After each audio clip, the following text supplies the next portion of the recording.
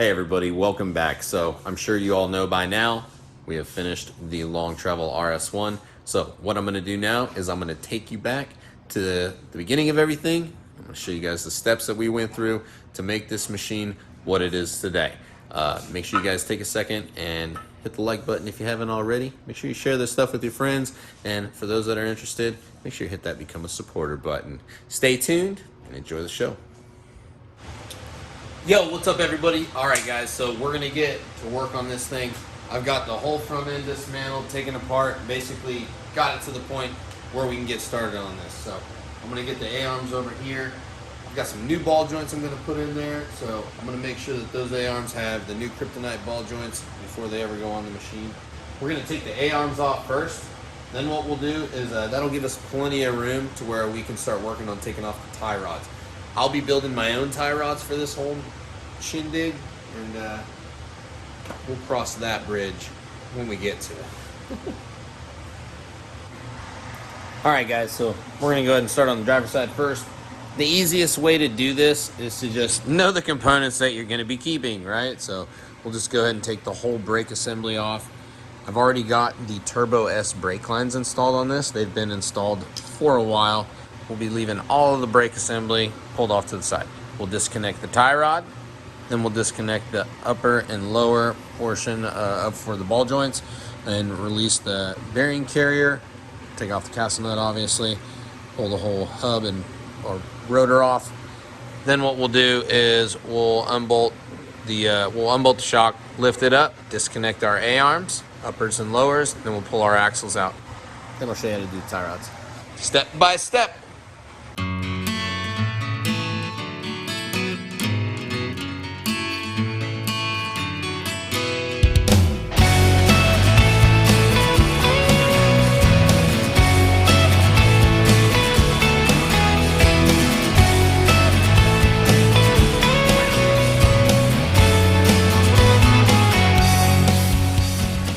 And just like that, she's all tore apart. It's really that simple.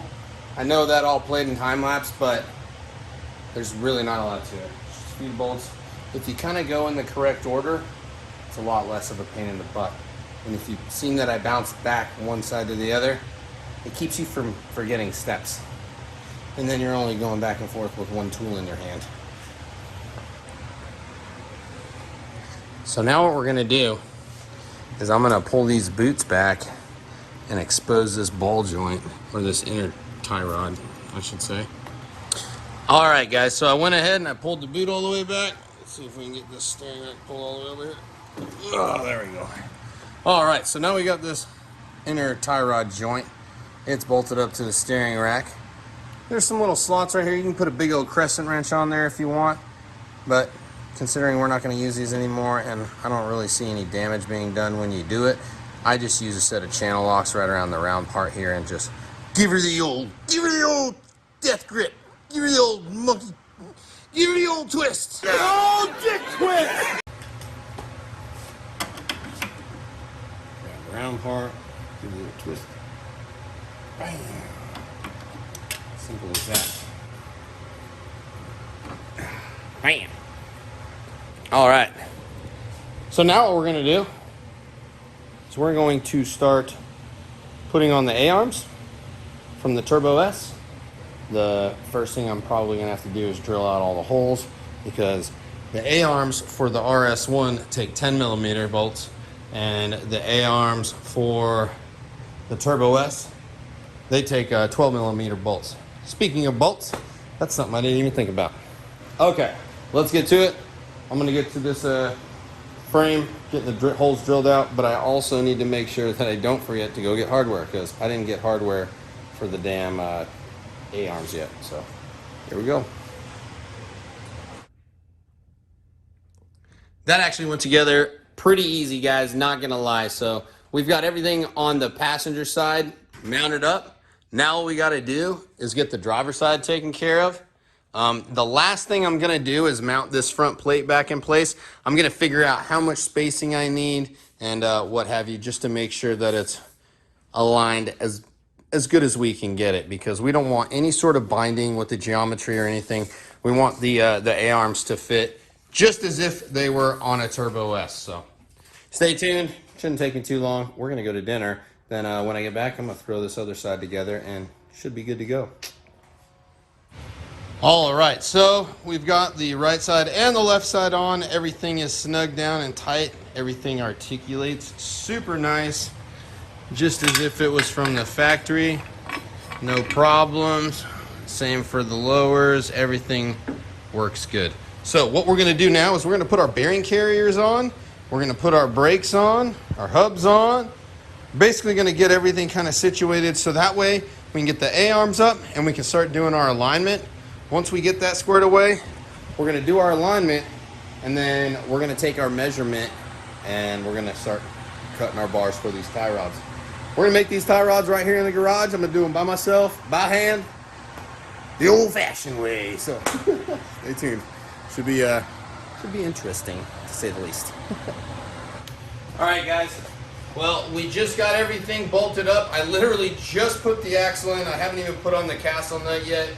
We just threw the ball joints in, tightened those down. Threw our two 15 millimeters in there. We haven't even put the brakes on yet. So basically what we did was the bottom A-arms bolted up perfectly, no problem. The upper A-arms, the back mount was fine. The front mount, I needed to use two M12 washers, basically just like this one. Very, just natural. I actually got the green box from Ace Hardware. I used two of them on the back side of the A-arm, basically to take up the space, because the Turbo S arm is forward just slightly on that upper mount.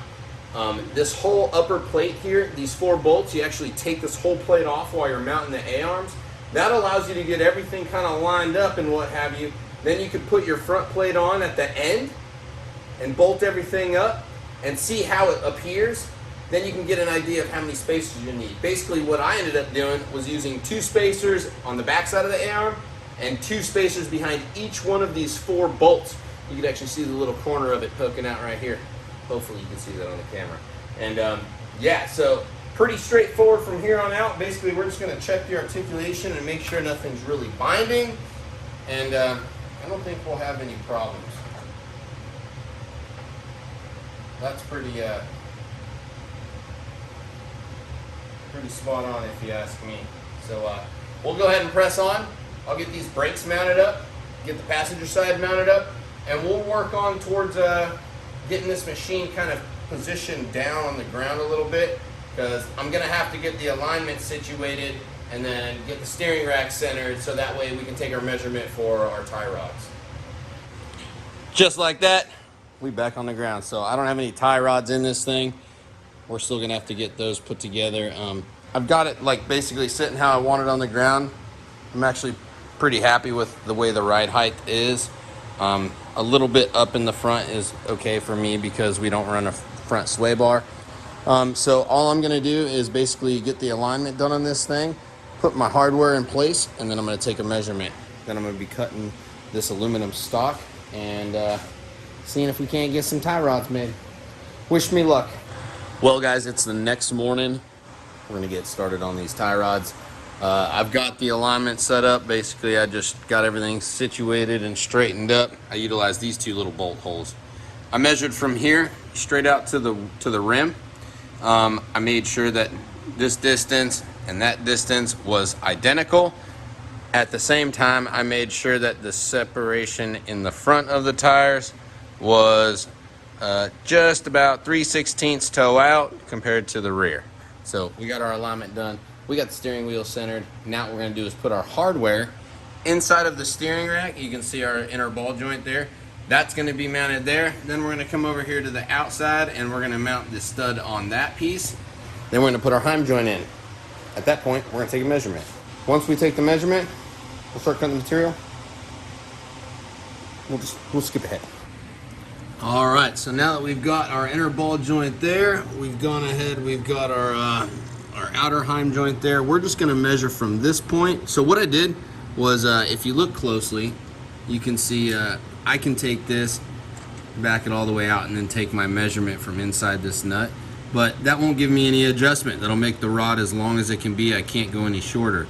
So what we're gonna do is we're gonna back off these threads a little bit, give ourselves a 1/4 inch, maybe a 1/2 inch or so, just a little bit of wiggle room so we have some adjustment. We still got plenty of threads in there. Now what we're gonna do, take our adjustment, cut the rod. I've been looking forward to this moment for a long time. I'm not sure why the hell this took so freaking long, but we got it. Got her in there. She's not completely like aligned and true yet, but she's in there and good to go. So thank God for that, man. I'm gonna go ahead and move on over to the passenger side. It's really just drilling and tapping, but drilling through that hard stock like that, whew, takes a while. Takes a while. So I told you we were making these tie rods the old-fashioned way. I wasn't lying. We're literally using an old chop saw.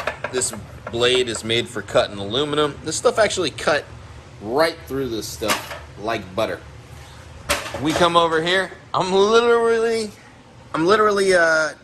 just clamping this thing down and eyeballing it. I wish I had a lathe or some sort of apparatus, but I really don't have time to waste on all this stuff, and I'm pretty sure I can get it close enough. So no big deal. Pressing on. Well, all right, guys, so we've got the front half done. We have definitely got a huge mess right here on the floor, but the front's done. We're not able to do the full alignment on this thing yet. I have to be able to drive it up and down the road, and it would look kind of wonky driving with the narrow in the back, wide in the front. I had to make a little adjustment. For some reason, the steering rack on this thing is smaller than the Turbo S. So when I went to go use the steering rack boots, I ended up having to use the stock ones. So no harm, no foul. They worked all right. It'll be okay. I guess now we just got to pull this thing out of the garage and flip it around and start on the rear. I think the last time I had a big old task like this was when I did all the updates to that thing. That was a chore.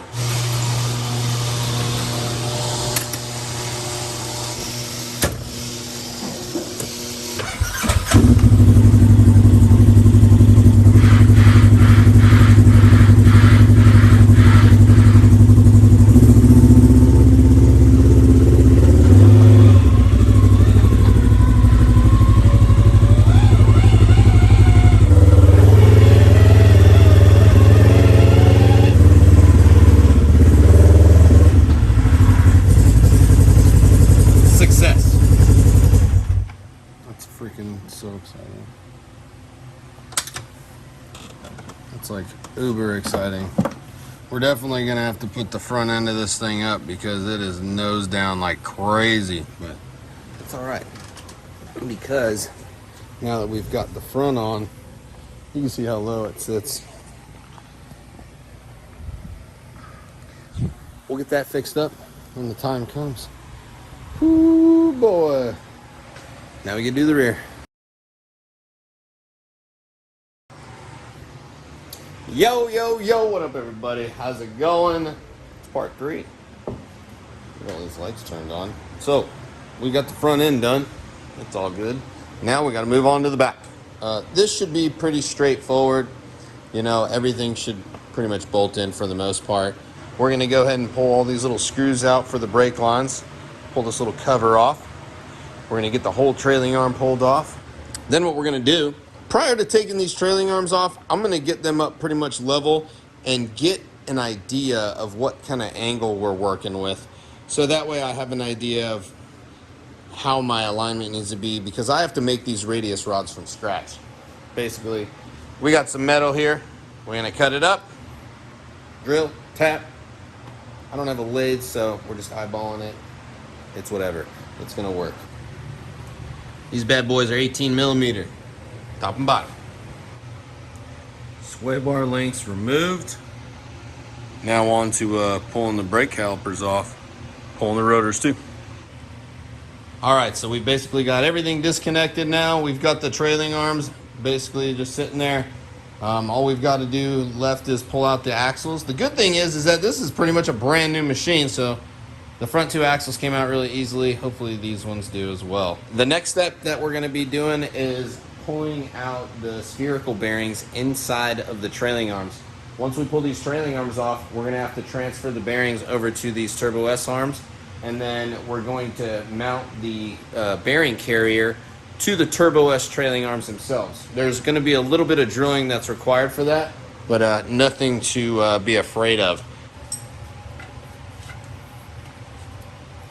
You're going to want to stretch the axle out until you feel it kind of stop, and just make sure you got the cup pulled out, and then bam. See, now this right here just goes to show you that whoever put this together is a nice person. Nice little glob of grease on the inside of those cups makes them come out really easy. All right, so we're going ahead and we got our trailing arms just about set up. Let me show you guys something here with this bearing carrier. So this is an RS1 bearing carrier. This thing is not going to bolt up identical to the Turbo S. So if you look here, you'll notice that that bolt hole doesn't quite line up, and that bolt hole doesn't quite line up. If you pay attention and you look, you can see that the circle, the cutout, is about as close as you can get it. The only way you can really get as close as you can is just by hooking up the front two bolts, cinching them down, and then just come through with your drill bit and open these holes up, and then torque them down good. All right, real quick, just checking in. Basically, we've got the trailing arms on. I'm just calling it a night. I've got everything kind of situated here. I've taken a couple measurements. Basically, I just need to make sure that everything is gonna work how it's supposed to. So we'll fast forward to tomorrow and see if we can get some more of this done. All right. So now that we got these things done and put on, we've got this squared up. This is at 0. I checked my axle. There's a little bit of wiggle right there, so that's a good thing. I think this is about as close as we can get. I can really only test like the drivability of it once I put it on the ground and drive it. So what we're gonna do is we're gonna make that side match this side, and then go from there. I got some plastics up here I'm gonna have to trim because as it sits, the suspension goes up and down, but it hits plastic pieces right here. Goes all the way down just like it should. And if for some reason we need to go out or in a little bit, if we need to go out, we can just stretch it out a little bit by twisting these bars. And then if for some reason we need to go in, we could actually just cut a little bit off the end, and it's threaded pretty far into the bar. So yeah, we'll press on, and we'll get some of these plastics trimmed and see if we can get the articulation set up correctly. All right, so just nipping away at it. Nothing really special to show you guys, except for there's that one right there. But we got the 3 of the radius rods done. I got the last one sitting over there, clamped up, ready to get drilled out. That sounded fucked up. Moving on. So I'm sitting here, getting some of this cool breeze off this fan. Just admiring my work.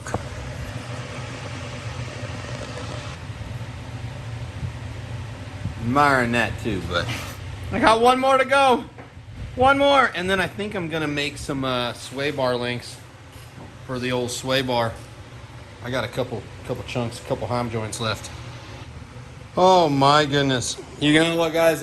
I think it's been a couple days. We left off. We had the radius rods done. They're done. The alignment's done. Now what I'm doing is I'm actually making some sway bar links to replace the ones that were on there originally. The original ones were stock. They were 10 millimeter bolts. These are 12 millimeter bolts that go through the trailing arm. So we obviously had to get something that accommodated a 12 millimeter bolt. So I went ahead, made one. I cut down some heim joints, made myself a little 1.5 inch collar there. Made a 1 inch spacer to separate it from the side here. I'm gonna get this phone set up, show you guys how it looks.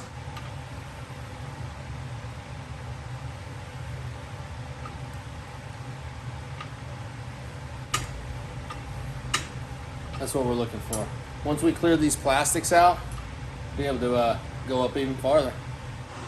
All right, so we did our trimming on the fender. I'm not sure if I'm gonna need to do more or not. So what I tried to do is I tried to stick with where the body lines were for this bottom panel, and then I made my own line for the top panel. So like, it might look a little weird from the side. I think it looks okay. I also needed to avoid messing with this mount here. I didn't want to make this panel any weaker than it needed to be. Another thing I did was since I'm gonna change the way that this mounts, I'm gonna put some nut zerks right here in the front, in the face of this, just to make sure that this stays in place. I went ahead and I cut the little tab out from inside this panel on the back side, just to make it a little easier to get it on and off. Once I get outside and start flexing it, I'll be able to see if the shock is actually gonna make contact with this, and then we'll be able to finesse this into place. So what I'm gonna do now is I'm gonna route this brake line. Well, the brake line's pretty much routed how I want it, but what I'm gonna do is I'm gonna take these little tabs off there. I don't need them. I'm just gonna zip tie all the stuff in place. Just like that, guys. It's been a day or two. I've got this thing on all fours now. I haven't done any suspension work to it, haven't done any of the alignment stuff to it, but I did drive it up and down the street one time on a live stream.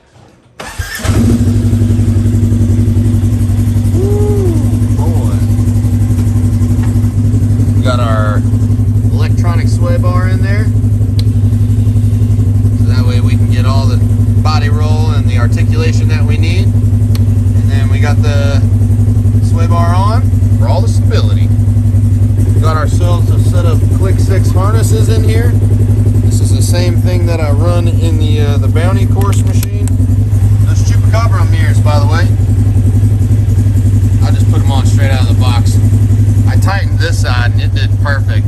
I forgot to tighten that side. In fact, you can see like everywhere around. It's pretty awesome.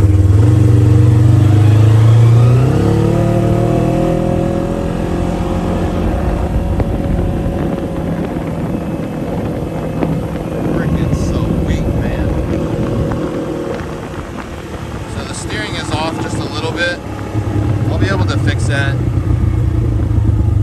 Like I said, this was just a quick measurement.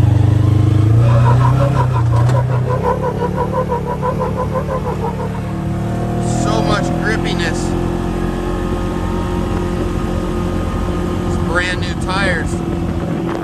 These brand new tires definitely getting a lot of traction. These haven't even been on a ride yet. So as it sits right now, this is what we're looking at. Got the alignment. We got a few things with the suspension I want to go over. I want to make sure that it's all good to go for the Bounty course. Shit. You weren't supposed to see that. Get out of here.